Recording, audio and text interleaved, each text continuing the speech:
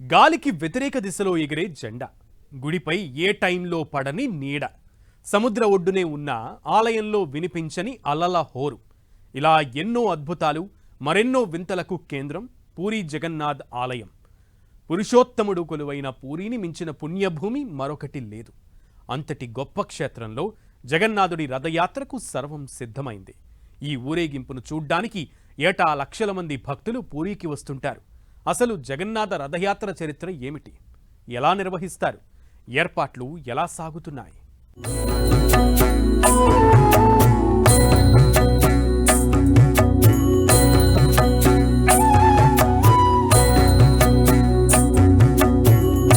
పూరీ జగన్నాథుడి రథయాత్రకు సర్వం సిద్ధం.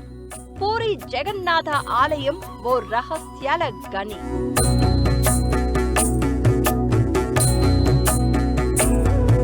ఏ సమయంలోనూ నీడపడని విచిత్రం.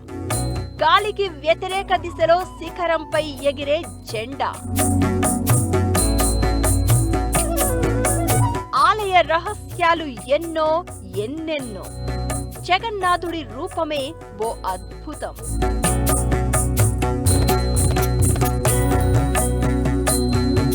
పూరీ జగన్నాథ ఆలయ చరిత్ర ఏంటి? ఏటా పూరిలో ఈ రథయాత్ర ఎందుకు? ఆలయ విశిష్టతపై పురాణాలు ఏం చెప్తున్నాయి?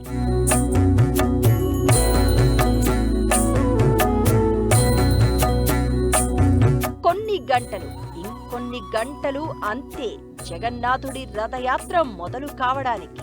పూరీ శ్రీ జగన్నాథుని రథయాత్ర ప్రపంచవ్యాప్తంగా ఎంతో ప్రసిద్ధి. ఈ యాత్రలో పాల్గొనేందుకు ప్రపంచం నలుమూలల నుంచి లక్షలాది మంది భక్తులు తరలివస్తూ ఉంటారు.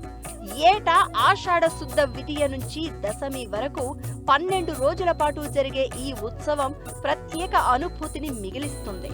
హిందూ దేవాలయాల్లో ఉత్సవమూర్తులను ఊరేగిస్తారు. పూరిలో మాత్రం మూల విరాట్నే గర్భగుడి నుంచి తీసుకొస్తారు.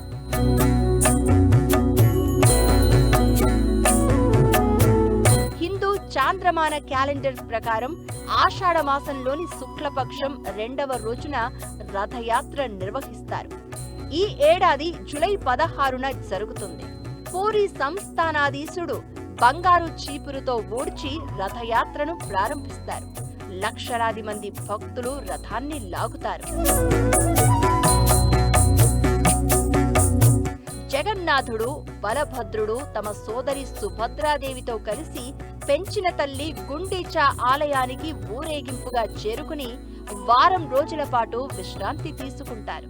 ఆ తర్వాత తిరిగి ఆలయానికి వస్తారు. ఈ యాత్రను చూడడం ఒక అదృష్టంగా భావిస్తూ ఉంటారు భక్తులు.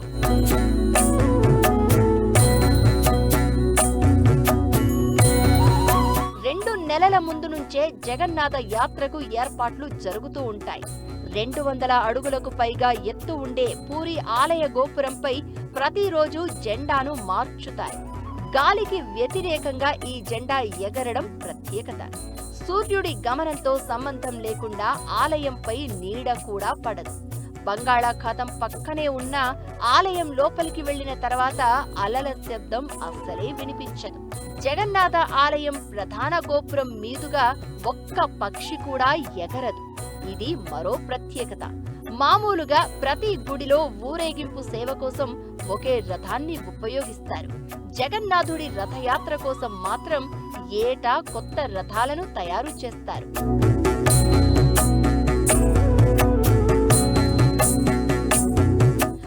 రాజు వైశాఖ బహుళ విదియ నాడు రథ నిర్మాణానికి కావలసిన ఏర్పాట్లు చేయమని ఆదేశిస్తాడు. అవసరమైన చెట్లను 1072 ముక్కలుగా నరికి ఆలయ ప్రధాన పూజారి పూరికి తీసుకొస్తారు. ఆ ముక్కలను రథం చేయడానికి అనువుగా 2188 ముక్కలుగా చేస్తారు.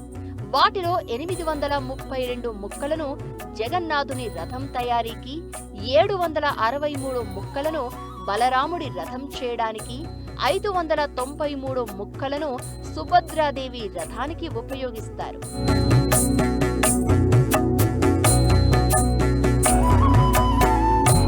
9 8 మంది ముఖ్య శిల్పులు 125 మంది సహాయకులు కలిసి అక్షయ తృతీయ నాడు రథ నిర్మాణం మొదలు పెడతారు. ఆషాఢ శుద్ధ పాడ్యమి నాటికి రథాలు రెడీ అవుతాయి. జగన్నాథుడి రథాన్ని నందిఘోష అని, బలభద్రుడి రథాన్ని తాళధ్వజం అని, సుభద్రాదేవి రథాన్ని దర్పదళన్ అంటారు. ప్రతి రథానికి 250 అడుగుల పొడవు, 8 అడుగుల మందం ఉండే తాళ్లను కడతారు. ఆలయ తూర్పు భాగంలో ఉండే సింహద్వారానికి ఎదురుగా ఉత్తర ముఖంగా 3 రథాలను నిలబెడతారు. రథయాత్ర మొదటి రోజున పూజారులు మేళ తాళాలతో గర్భగుడిలోకి వెళ్లి ఉదయకాల పూజాధికాలు చేస్తారు. ఆ తర్వాత జగన్నాథ అని అరుస్తూ విగ్రహాలను కదిలిస్తారు. సుభద్ర, జగన్నాథ, బలభద్రులు యాత్రకు సిద్ధంగా ఉండగా పూరి సంస్థానాధీశులు రథం మీదకు ఎక్కి స్వామి ముందు బంగారు చీపురుతో శుభ్రం చేస్తారు. ఆ తర్వాత స్వామిపై గంధం నీళ్లు చల్లుతారు. రథాల చుట్టూ కూడా ప్రదక్షిణ చేసి తాత్కాలికంగా అమర్చిన తాటి చెట్లను తొలగిస్తారు. ఇలా జగన్నాథుడు రథయాత్రకు సిద్ధమవుతాడు. జగన్నాథుని రథం మీద ఉండే ప్రధాన పూజారి ఆదేశాలతో కస్తూరి కళ్ళాపి చల్లి హారతిచ్చి జై జగన్నాథ అని అరుస్తూ తాళ్లను పట్టుకుని రథాన్ని లాగడం మొదలు పెడతారు. దీన్నే ఘోషయాత్ర అంటారు. జగన్నాథుడి గుడి నుంచి కేవలం 3 మైళ్ల దూరంలో ఉండే గుండీచా ఆలయానికి చేరుకోవడానికి 12 గంటల సమయం పడుతుంది.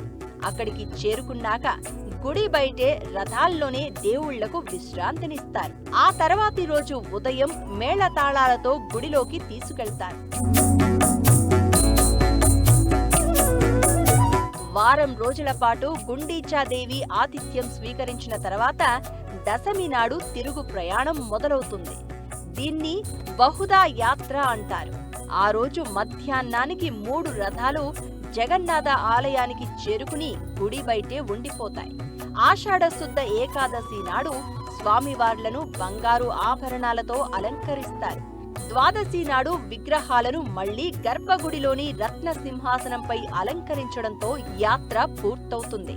రథయాత్రకు ముందు జ్యేష్ఠ పౌర్ణమి రోజు నుంచి 15 రోజుల పాటు జగన్నాథుడికి గోప్యంగా సేవలు నిర్వహిస్తారు.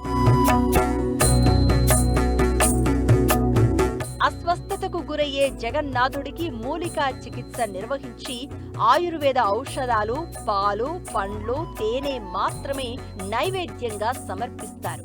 ఆషాఢమాసం శుక్లపక్ష పాడ్యమి నాడు స్వామి నవయవ్వన నేత్రోత్సవం జరుగుతుంది. ఆ తర్వాతి రోజు పూరిలో రథయాత్ర మొదలవుతుంది. జగన్నాథుడు శ్రీకృష్ణుడి స్వరూపం. సోదరుడు బలభద్రుడు, సోదరి సుభద్రతో ఒకే పీఠంపై పూజలు అందుకునే విశిష్ట క్షేత్రం పూరి. అన్నా చెల్లెళ్లను ఒకే చోట కొలిచే క్షేత్రం మరొకటి లేదు. ఇక జగన్నాథుడి విగ్రహం ఓ అద్భుతం. దీని వెనక ఎన్నో కథలు, ఇంకెన్నో పురాణాలు, మరెన్నో సందేశాలు. అసలు పూరి ఆలయ చరిత్ర ఏంటి? రథయాత్ర మానవాళికి ఇచ్చే సందేశమేంటి?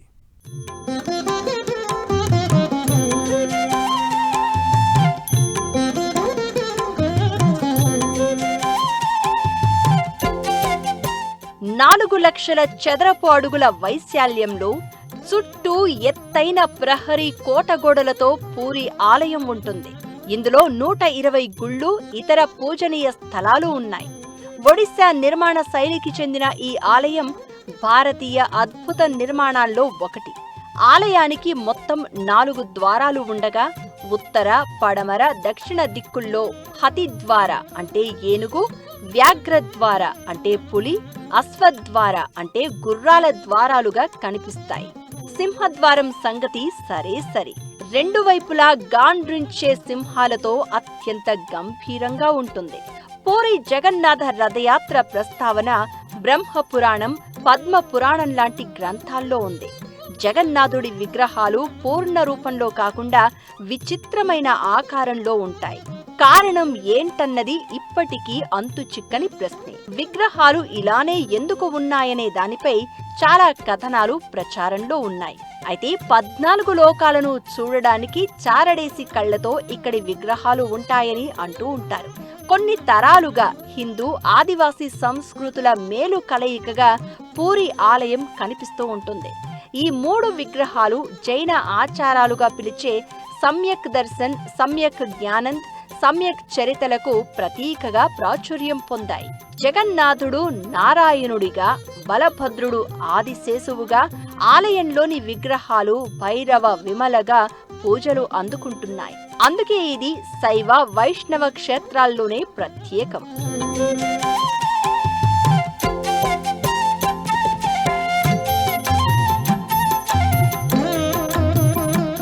గర్భగుడిలో జగన్నాథ, బలభద్ర, సుభద్ర మూల విరాటులు రత్నవేది ఆభరణాలతో అలంకరించి ఉంటాయి.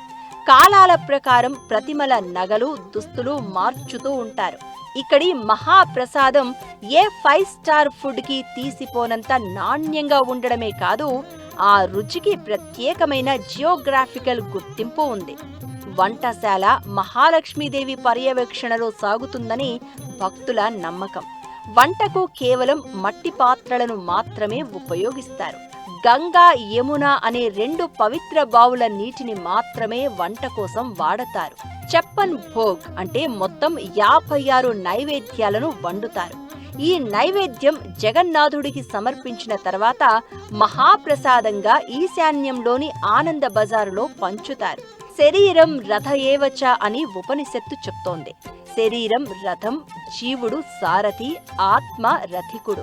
3 అంచెల రథం పరమ గమ్యానికి సంకేతం కూడా. సత్వ, రజ, తమో గుణాలతో ప్రాకృత శరీరంలో బందీ అయిన జీవుడు సాక్షాత్తు శీర్షాసనుడైన ఆ భగవంతుడే. ఈ సత్యం గుర్తించడమే జగన్నాథ రథయాత్ర సందేశం అని ఆధ్యాత్మికవేత్తలు చెప్తూ ఉంటారు. చీకటి నుంచి వెలుతురుకు, మృత్యువు నుంచి అమృతత్వానికి దారి చూపించమని ప్రతి మనిషి తన మనోరథాన్ని ఆ జగన్నాథుడికి నివేదించడం రథయాత్ర వెనుక ముఖ్య ఉద్దేశం అని నమ్ముతూ ఉంటారు.